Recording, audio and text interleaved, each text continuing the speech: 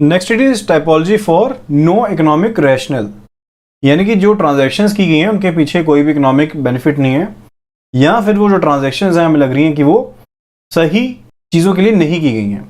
Likewise जो mister A हैं उन्होंने दो फर्म्स के अकाउंट खुलवाए, यानी कि एक खुलवाया मैसर्स ABC के नेम में एंड एक खुलवाया मैसर्स DEF के नेम में, एंड दोनों में प्रोप्राइटर कौन है?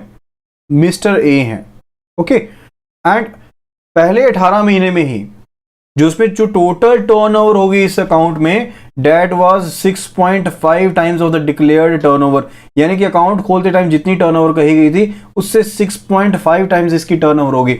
एंड पैसे कहां से आए थे? इंटरनल ट्रांसफर्स के थ्रू, यानी कि अकाउंट्स के थ्रू ट्रांसफर्स किए गए थे इंटरनल, जो सेम बैंक से रिलेटेड अकाउंट से, जो सेम ब्रांचेस से रिलेटेड अकाउंट थे वहां से पैसे ट्रांसफर किए गए। RTGS नेफ्ट आ रही हैं, चेक्स आ रहे हैं, ठीक है, चेक्स के थ्रू पैसे डिपॉजिट गए हैं, एंड जैसे ही पैसे आते थे साथ के साथ जो पैसे थे वो पेमेंट कर दी जाती थी। पेमेंट किसके थ्रू की जाती थी?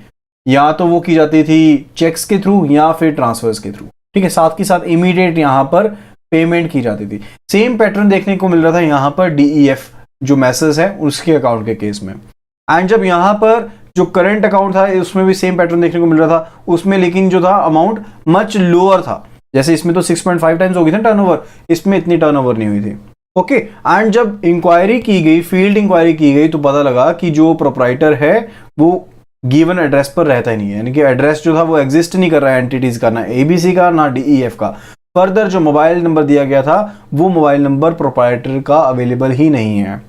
तो इसके केस में इंडिकेटर्स क्या थे? इंडिकेटर ये थे कि जहां पर इतने ज्यादा नंबर ऑफ चेक्स आपके लग रहे हो, डिपॉजिट हो रहे हो अकाउंट में, एंड उनकी इमीडिएट, जो मेजर चीज क्या है कि इमीडिएट पेमेंट हो रही है, साथ ही साथ उनको ट्रांसफर किया जा रहा है, चाहे चेक्स की फॉर्म में चाहे और मेथड्स की फॉर्म में उनकी ट्रांसफर्स हो रही हैं, ठीक है, यानी कि बिजनेस रिलेटेड पैटर्न नहीं है।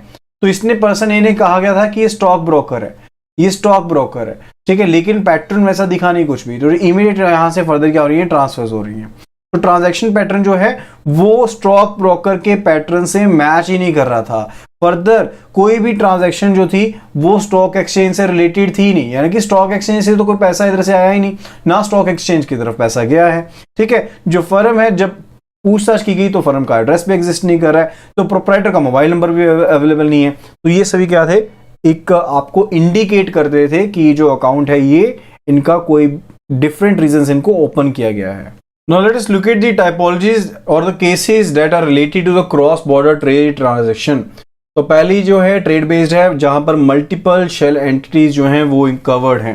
तो एक करंट अकाउंट ओपन करवाया गया मिस्टर ए के द्वारा मैसर्स XYZ के नेम में, जिसका जो काम बताया गया वो ये बताया गया कि इंपोर्ट एक्सपोर्ट का काम है, एंड ये स्टील कॉयल के काम में डील कर रहा है, ठीक है। तो पहले 6 महीने के दौरान यहां पर बहुत सी जो रेमिटेंसीज थी, इनवर्ड रेमिटेंसीज आई RTGS के थ्रू, 7 कंपनीज की तरफ से यहां पर जो थे पैसे आए, 7 डिफरेंट कंपनीज ने यहां पर रेमिटेंसीज की इस अकाउंट में, जो कि बहुत हाई वैल्यू ट्रांजैक्शंस थी, जो डिफरेंट प्रोप्राइटरशिप या फिर जो पार्टनरशिप फर्म थी वहां से की गई थी।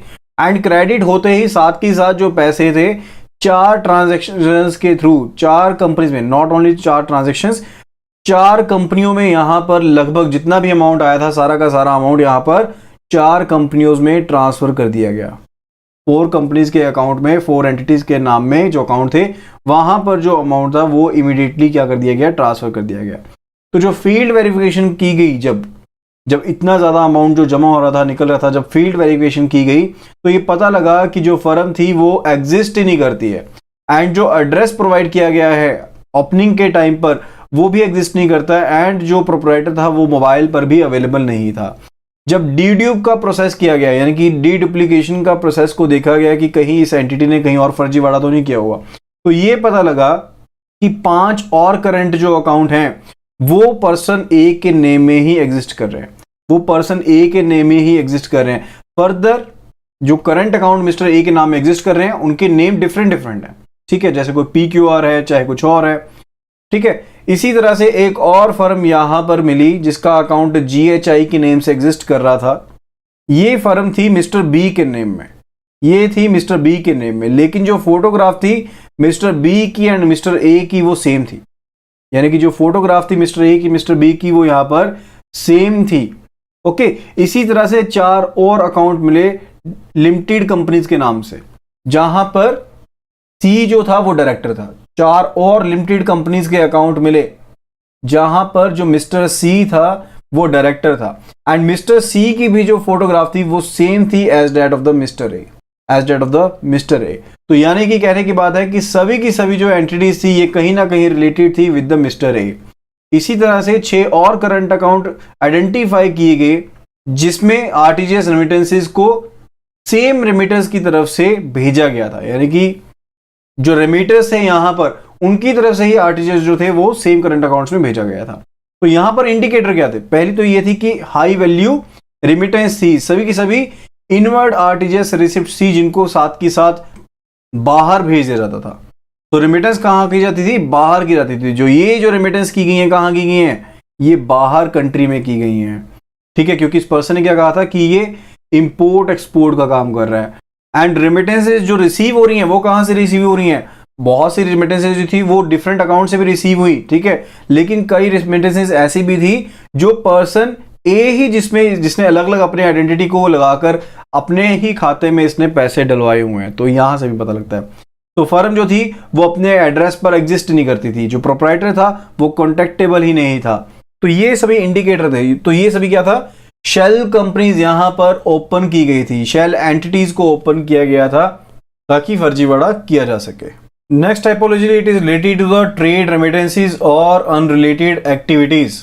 सो ट्रेड रेमिटेंसेज, सो एक अकाउंट ओपन करवाया गया मैसर्स एबीसी के नेम में, मैसर्स एबीसी के नेम में एक अकाउंट ओपन करवाया गया जहां पर जो डायरेक्टर हैं वो मिस्टर ए हैं एंड मिस्टर बी हैं। इन्होंने अपना एक करंट अकाउंट ओपन करवाया एंड अपनी एक्टिविटी क्या बताई कि ये इंपोर्ट एक्सपोर्ट करते हैं, मशीनरी का, टूल्स का, हार्डवेयर गुड्स का, ये इंपोर्ट एक्सपोर्ट करते हैं।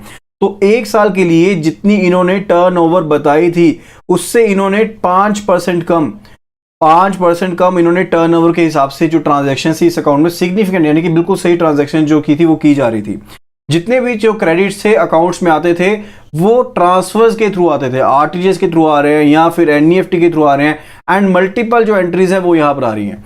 तो जितने भी यहां पर पैसे आते थे उन सभी पैसों को क्या कर दिया जाता था? ओवरसीज एंटिटीज को ट्रांसफर रिमिट कर दिया जाता था। तो यानी कि ये जो पैसा इनके पास आ रहा था इसको ओवरसीज बाहर भेज दिया जाता था, इसकी रेमिटेंस कर दी जाती थी बाहर।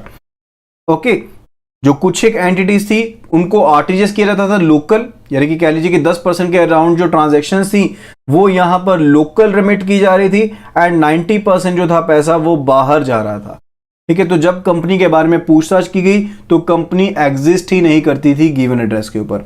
इसी तरह से 2 और अकाउंट्स थे ब्रांच में, एक था प्राइवेट लिमिटेड कंपनी के नाम से था अकाउंट एंड एक जो अकाउंट था वो पार्टनरशिप फर्म के नाम पर था अकाउंट, ठीक है। तो उनमें भी जो ट्रांजैक्शंस आ रही थी सेम रेमिटर्स के थ्रू आ रही थी, जिनके थ्रू यहां पर पैसे आ रहे थे, let it be XYZ persons यहां पर पैसे भेज रहे हैं, तो उनके थ्रू ही इन अकाउंट्स में भी पैसे जो थे वो एंट्रीज यहां पर इनके पास भी रिसीव हो रही थी। ओके, एंड यहां पर भी ऐसे रहता था कि ट्रांजैक्शन इनमें इनवर्ड रेमिटेंस आती थी एंड इमीडिएटली इनको आउटवर्ड जो था वो पैसे भेज दिए जाते थे, यानी कि ओवरसीज फॉरेक्स रेमिटेंस जो थी यहां पर वो कर दी जा रही थी।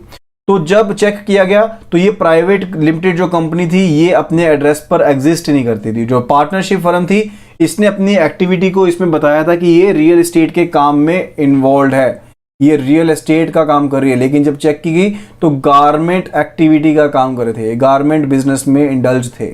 तो जब इसके रिलेटेड डॉक्यूमेंट्स इनको जमा करवाने के लिए कहा गया तो इन्होंने अपना अकाउंट ही क्लोज करवा दिया। जब इनको डॉक्यूमेंट्स जमा करवाने के लिए कहा गया इन्होंने अपना अकाउंट ही क्लोज करवा दिया, जो दूसरे 2 अकाउंट से उनको भी बंद करवा दिया गया। तो इंडिकेटर क्या थे यहां पर? पहली चीज है यहां पर कॉमन रेमिटर्स। जो ये कॉमन रेमिटर्स थे ये सबसे बड़ा इंडिकेटर थे कि कुछ ना कुछ यहां पर गलत जो है वो ट्रांजैक्शंस जो है वो की जा रही हैं। फर्दर जो टर्नओवर थी अकाउंट में वो डिक्लेयर्ड टर्नओवर से मिलती जुलती थी, तो ये चीज धोखा देने के लिए यहां पर रखी गई थी। जो लाइन ऑफ एक्टिविटी थी यहां पर वो डिफरेंट थी, लाइन ऑफ एक्टिविटी जो थी यहां पर वो डिफरेंट थी। पैसे जैसे ही आते थे साथ के साथ उनको रेमिट कर दिया जा रहा था। इनवर्ड रेमिटेंस जो थी साथ के साथ वहां पर आउटवर्ड फॉरेक्स रेमिटेंस की जा रही थी। जब अकाउंट आपको सपोर्टिंग डॉक्यूमेंट जमा करवाने के लिए कहा गया तो अकाउंट्स को बंद करवा दिया गया। तो ये इंडिकेटर्स थे कि यहां पर कुछ सस्पिशियस ट्रांजैक्शन जो है वो की जा रही हैं।